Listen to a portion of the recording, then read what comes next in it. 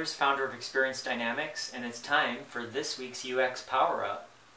So today I'd like to talk about the topic of social interfaces.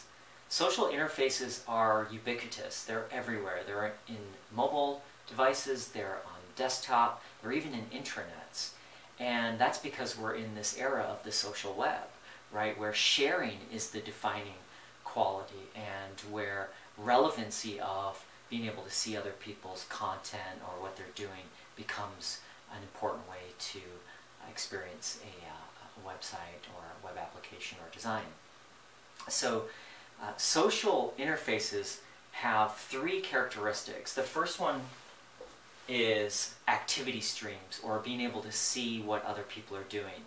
And it might just be like these are popular links, or it might be the literal stream of information, such as in a Facebook wall, or a literal stream of documents that may be shared, something like that. The second way is popularity. So what's popular? What items are the ones that are trending, that are the highest rated ones? Think of a newspaper site that says this is a really popular article, or most viewed, or most seen. And so that type of information based on real user activity can help someone go through a design and understand what may be something that they should look at.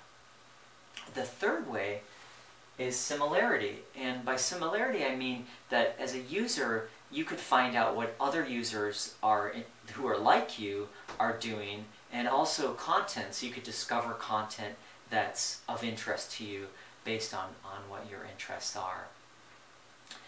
There are two mobile apps that kind of really characterize the social interface for me. One is called Waze, and Waze is an app that lets you navigate, so it's a mapping application based on the input from the community. So if there's a roadblock or a traffic jam, whatever it is, the community will give a real-time picture of what the road situation looks like. So it's kind of social mapping, right?